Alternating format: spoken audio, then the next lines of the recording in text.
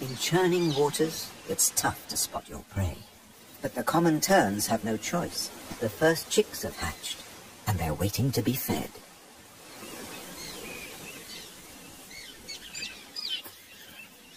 Elsewhere, adults are still brooding.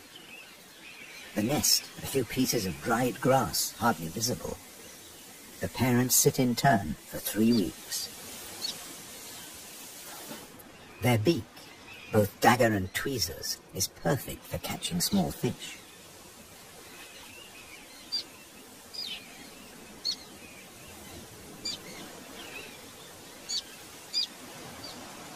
"3,000 pairs breed here.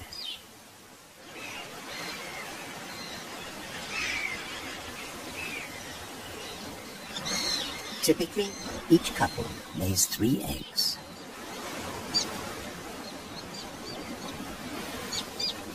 The chicks are fed for 4 weeks, till they can fly as well as their parents.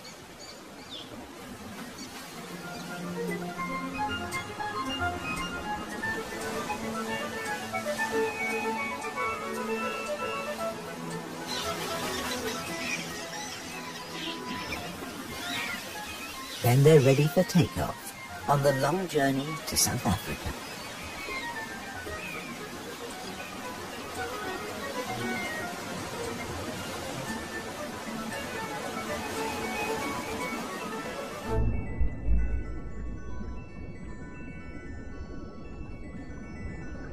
Under the water, survival can depend on staying still, very still, like a wide-eyed flounder.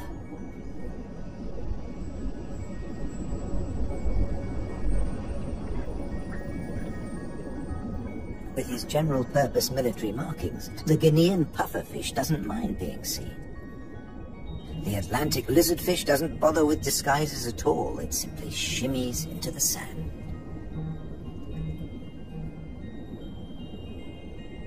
This may fool both its prey and its predators.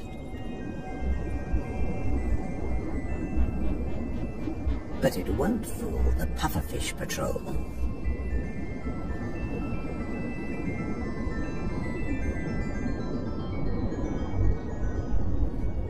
The shamefaced crab folds its pincers to protect its gills and digs itself in.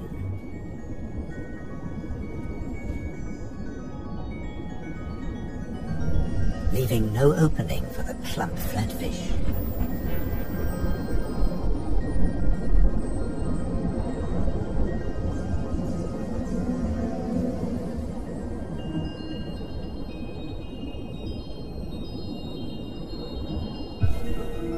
Bye. A starfish flees at top speed from a marauding snail.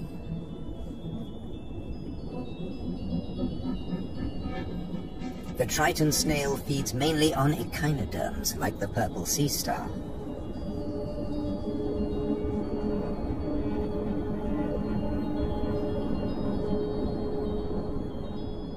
It's no big deal for an octopus. No pickings for it here.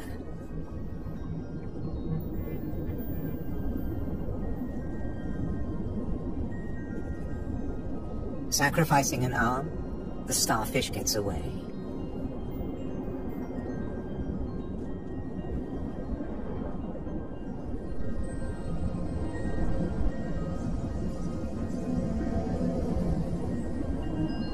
It's escaped with its life, and the limb will grow again.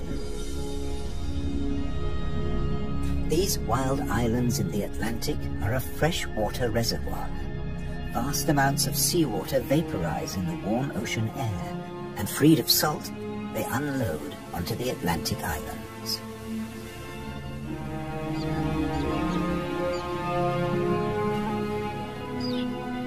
The common tern flies between 2 worlds, fishing in the sea and in the lakes.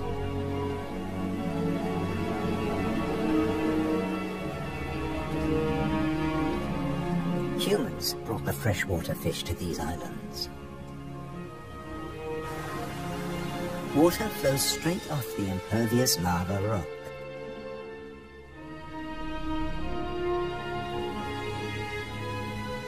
But peat moss sucks up huge quantities of water like a sponge,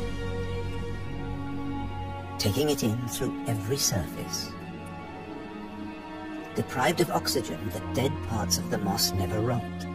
The extremities keep on growing, and the moss colonizes more and more of the bare rock.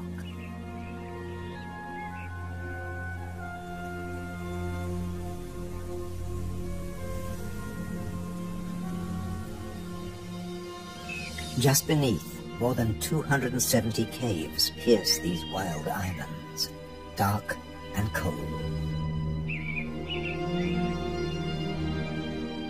Perfect for isopods, crustaceans that have their breathing organs in their legs. Or for cyanobacteria, a life form that has existed for nearly 4 billion years. Cooling lava drops create amazing shapes. Shark's teeth. It's a hollow, secret world, just waiting to be filled. Past the undersea threshold of the Azores, it's permanent night.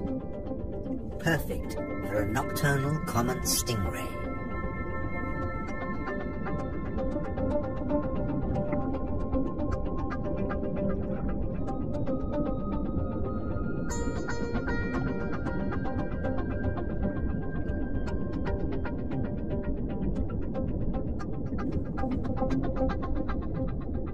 It's not alone here. Sliding over the cavern walls, unicorn shrimp. In the camera light, combers and scorpionfish snatch at their prey.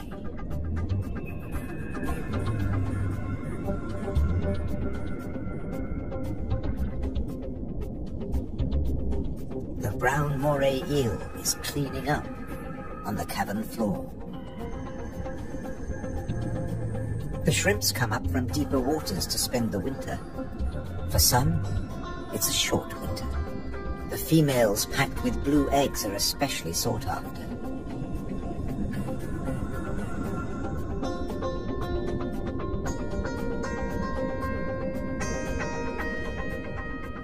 The shrimps also live off crustaceans, their own species. What's left of the moray eel's dinner?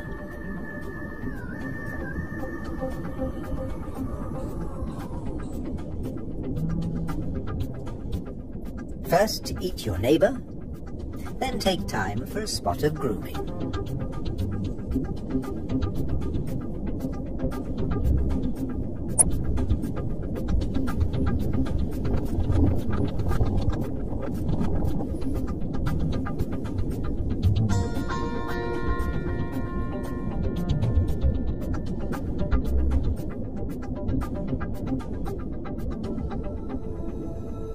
Nearby, on the rocks, an octopus with a human face reaches out.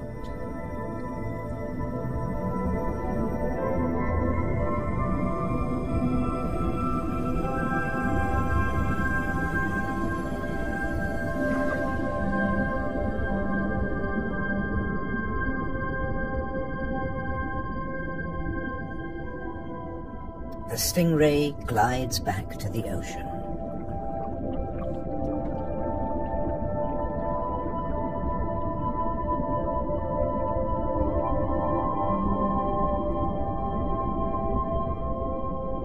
Passing the hundreds of bristleworms growing in front of the cavern.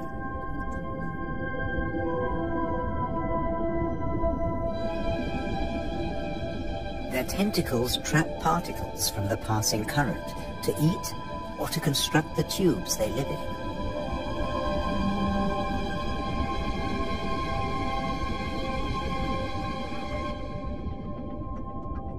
Deeper down is a mysterious place, a rare sight in the Azores. A garden of soft corals. They don't make chalk exoskeletons like their tropical cousins.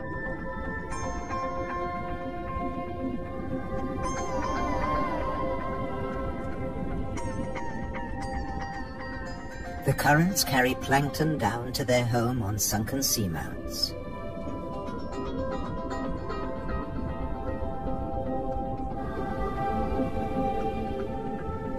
The venomous buried anemone is active only at night. During the day, it contracts. Once, scientists couldn't agree whether corals were plants or animals, so they called them anthozoa, flower animals.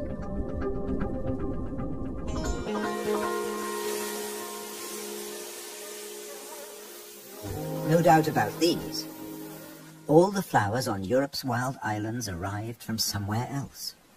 Hydrangeas came from Asia, natural boundaries between fields.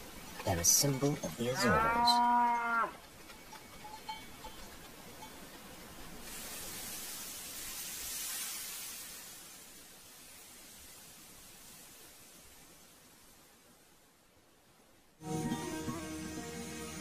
Hundreds of stone walls create hundreds of microclimates for the vines the settlers